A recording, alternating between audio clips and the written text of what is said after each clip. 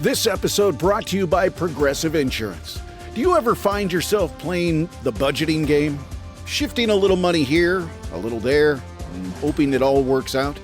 Well, with the Name Your Price tool from Progressive, you can get a better budgeter and potentially lower your insurance bill too. You tell Progressive what you want to pay for car insurance, and they'll help find you options within your budget. Try it today at Progressive.com. Progressive Casualty Insurance Company and Affiliates. Price and coverage match limited by state law. Not available in all states.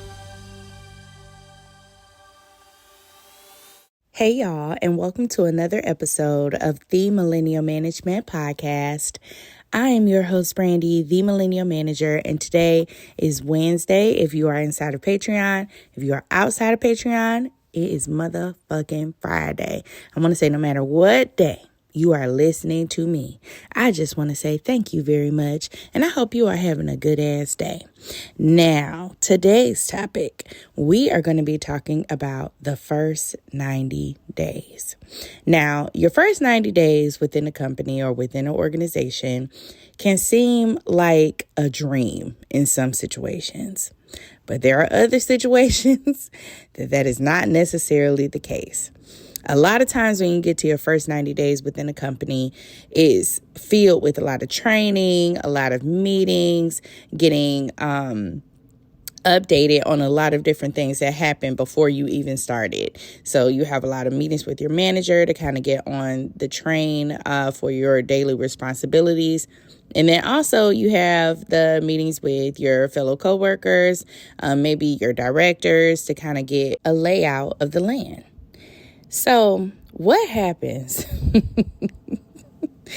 in your 90 days when you realize, you know what, bitch?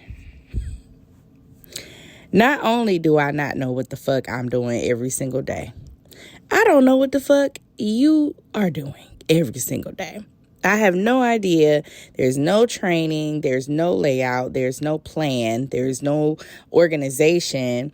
And it's totally different from what you thought. And a lot of times is within these larger companies that you like, y'all, this how y'all doing shit behind the scenes? Like this is what's going on behind the scenes. No formal training, no plans, no organizations. Everybody just doing everything by the seat of their pants. As every situation happens, that's how things are being dealt with. And it makes it very hard for you to be able to grasp any information, anything that is like very, very simple. You still can't get that because nothing that they do makes any motherfucking sense. Now, if you were at your 90 days and everything is still a dream, that means you are good. Okay, things are still going good. You are still being trained. You have a lot of planning that's happening for you. Your manager is very responsive. They are organized. Things are in place. But baby, if you are that first thing that I mentioned, you know exactly what the fuck I'm about to tell you. Okay? Now, unfortunately, when we leave our previous position and come to a company that is a fucking dumpster fire, you can't just back out, okay? You have to do it gradually. And the reason why is because in this economy right now, we can't take no motherfucking chances. So we have to be strategic in what we do and when we depart. One of the reasons is because if you do it too soon, you ain't gonna have no motherfucking money, okay? And the R and the E, like I said on social media, will be coming for your ass. And you may say, what is the R and the E? Baby, that is repossession. Your vehicle, okay? Eviction, all right? If you don't have the type of money that's going to cover you for at least a year, you are going to be looking at a downward spiral. So do not just jump because it's not necessarily what you like, okay? It's not what you think. It's not what you were hoping for. What we need to do is strategically plan, okay, to be out of this motherfucking position within a year, okay? Thank you.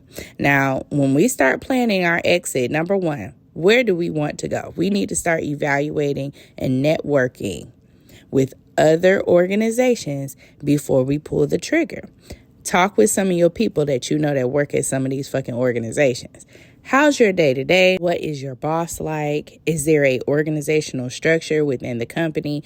If you are talking to someone in a more relaxed setting, like within your network, they're more than likely going to give you the full rundown. They're going to tell you if it's a bunch of bullshit going on at this organization. They're going to tell you, this is probably not the best place to work for. They're going to tell you management is very tough. Management is very difficult. Management is not supportive. Management does not necessarily respect or listen to the employees. So it's like they'll be able to tell you in a more comfortable setting. That's why I tell y'all to network, because networking professionally is one of the best things you can ever do, because it kind of keeps your feet wet, right? Yes, I have a job, but that doesn't necessarily mean you're going to be there, especially right now in this economy. We just never know. Right now, everything is kind of shaky, and that's why you need to continue networking, because if you stop, you're going to lose your ability to jump when you need to. So make sure that you are connecting with people who are in similar industries, and then some industries that you may want to possibly like venture out to in the future, but have that window open. Go to some of those conferences, meet up with some of those people. I'm telling you, this is the way. Okay. Utilizing that network is going to be step one for a strategic exit. Okay. You cannot use FMLA during this time. So I want to take that out your mind. If you at a job that you do not necessarily care for, there's no structure, it's all those bad things that I said before. You cannot use FMLA because you have not been there at least a year, which is a requirement in your FMLA paperwork. Okay, it says that you have to be there for a certain number of hours, which is over 1,200, and you have to have been employed for 12 consecutive months with this organization before you utilize FMLA status. And this is even before you can even fill out paperwork. Like before your doctor would even entertain it, you have to meet these qualifications, and then you have to meet the minimum reasons as to why you are using your FMLA. So for those of you who are thinking FMLA is an option, it is not. Okay, it is not for you, honey. No, because you have not been with this organization for at least a year. So that is a no. Now, the next step is after you're done with your networking, we need to start looking up some positions at some of these organizations. Okay, be patient. This step is probably the most tedious step, because it's going to require you to be vigilant, number one, hyper vigilant in your search. You have to be organized, start a spreadsheet to know where you are applying, what positions you are applying, and make sure it's along the lines of the values that you're looking for, because if this company that you're with now does not necessarily have the value structure that you're looking for, why the fuck would you go and work with another place that also doesn't have the value structure that you're looking for? And that just kind of puts you in this situation twice. And we don't want that. Okay, we want to be in a place where we can at least be for the next 3 to 5 years, or even longer if there are opportunities to promote further. Okay. So don't just jump into another situation because you just want to escape this one, when in reality, it's just going to put you in another trap. Okay. I call this moment that you're in right now your career valley. Okay. Sometimes we have to endure, and this is one of those fucking times. The reason why you can't just jump ship like that is because you don't know how long you're going to be unemployed. Okay, you don't know how long it's going to take. I know, y'all, we serve a mighty God, but we do not want to try him. Okay, we also don't want to be, without the things that we need every single day, a home, a car, which makes your job hunting even more difficult. So this is what I'm saying when I'm saying, like, you just need to be strategic about your moving. You don't want to jump too soon. Now that you have started applying, now that you have been creating a spreadsheet to follow where you are applying, so that number one, you're also not applying multiple times, but you can kind of track what places were responsive, what did the email say, what was communicated to you. This gives you a chance to create your own organizational structure a side project management, right? Finding you a new job outside of your other job is project management. The goal is that we want to find a new job. And the responsibility of getting there is us making sure we're tracking what we're doing, utilizing our resources, how much time we're spending on these applications. And I know that Workday seems like an ideal place to apply because you can apply quickly to a lot of different organizations. However, the lawsuit that they have on them is a class action lawsuit, which states that a lot of people have been affected by applying through Workday and decline from positions relatively fast. Okay, so you put in your application very early in the morning, let's say 6 o'clock in the morning, times where no fucking HR is up at all on the computer reviewing applications, and your application is reviewed and rejected within 5 minutes. By 6:05, you are receiving a rejection letter stating that you do not meet any of the qualifications for this role. However, you are actually the ideal candidate, but there's not a person reviewing your application. It is AI, honey. Okay? You getting that damn email back that quick when you are applying on Workday is because it is AI reviewing your application. And AI is determining whether or not you are going to be a suitable candidate. And how are they doing that, my darling? Well, the companies or the organizations are putting in stipulations. Maybe we don't want someone that's of this race. Are we rejecting people because of age? It's so many different things that they are putting into this algorithm that deters people or makes them seem like they're ineligible when, in fact, there are just little things that the company puts on the algorithm to reject applications. So that's why they are being sued right now and being investigated, because we need to know what the fuck is going on with the algorithm that has been created by Workday, and our organizations able to put in certain stipulations to reject applicants. So if they are rejecting by race, if they are rejecting by gender, maybe disability, because you know that you have to list if you have one, if you have any health concerns, they require you put that on some of these applications. So is that how they're disqualifying applicants? That's what they're looking into. So while I know that seems like a just natural next step, that's probably not your best step because of what's going on with Workday. And you can find yourself applying to a lot of positions and not really getting a whole lot of feedback. So I would stick to, if you can, if it is possible, applying directly to the organization. If they have the sites listed or the links listed on their company site, applying directly. Or if you have a connection, utilize it. I know you don't want to seem like that person, but you should be that person. Okay, you need to be that person because we're trying to get out of a bad situation. Not saying that we need to be desperate, but we need to utilize the network that we talked about before. A lot of opportunities you won't receive because you just won't talk to people. You won't connect. You will not build that bridge.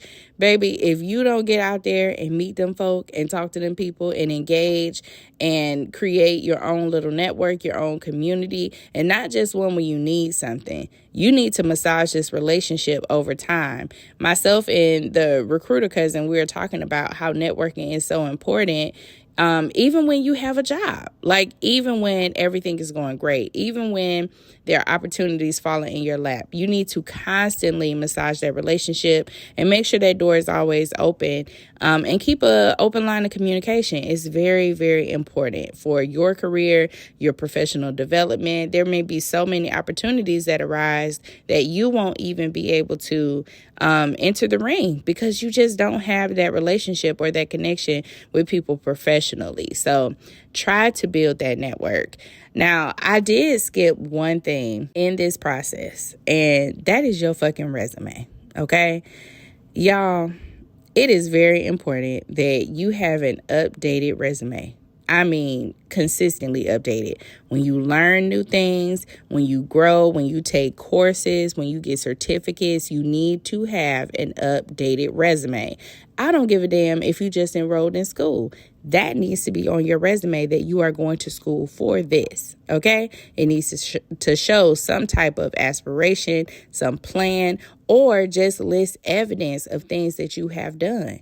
You need to update that resume consistently and make sure that it stays on the path that you are on. So if you've been working at this organization for 90 days, at this point, the organization should be listed on your resume. Okay, or it should be listed on your LinkedIn to show that you are employed there, if that's the method that you use. You need to have an updated resume. You cannot escape that, okay? There will be no addendums accepted. People are not going to like, well, she's been working at this organization, but where's she working now? You don't have that place listed. They're not going to be interested. It's very easy for you to find a job when you already have one, or if you have been laid off, because that is totally different than you quitting. So that's why I'm telling you, make sure your resume is up to date. Make sure it is to the T. And if you need a resume writer, professional, don't let somebody knock you over the head for cost, because it don't cost all that. Okay? It really don't. A lot of resumes can be done for less than $200. All right. A really, really professional one, someone that has been writing it for a long time, can do it for $200, especially if they're not giving you any type of professional development. Seriously. If they're not giving you any type of professional development along with your resume, it should not cost more than that. It's a piece of paper. You understand? I know a lot of these coaches is probably listening to me right now. It's probably fucking sick. But you heard what I said. Anything more than that, bitch, is a money grab. And you need to be careful. Don't let these people scam your ass, because you are in a situation and you think that having a professionally written resume is going to fix this whole situation, when in reality it's not. That's just one step. You need to have your resume together. You need to apply for positions, and you need to network. Those things together can help you get out of the bad job that you have been in for 90 days, or the unorganized job, because some of them don't necessarily be bad. It's just that they lack structure. They lack organization. And you have to decide whether or not you want to stand there or stay there and build that, or do you want to move forward in your career? Are you Betty the Builder? Okay. Or do you want to move forward? And that's a decision that you're going to have to make for yourself. You understand? Say yes. Thank you very much. Now, that is going to be all for our podcast episode for today. I hope y'all truly enjoyed, because I did. Patreon, as always, thank you so much for your continued support of the podcast. I hope y'all have a wonderful day. Make sure y'all join Patreon, because they get this shit early, okay? So by the time you listening to it on Friday, Patreon owns some other shit, okay? Y'all have a good ass day, and I'll talk to y'all later. Bye.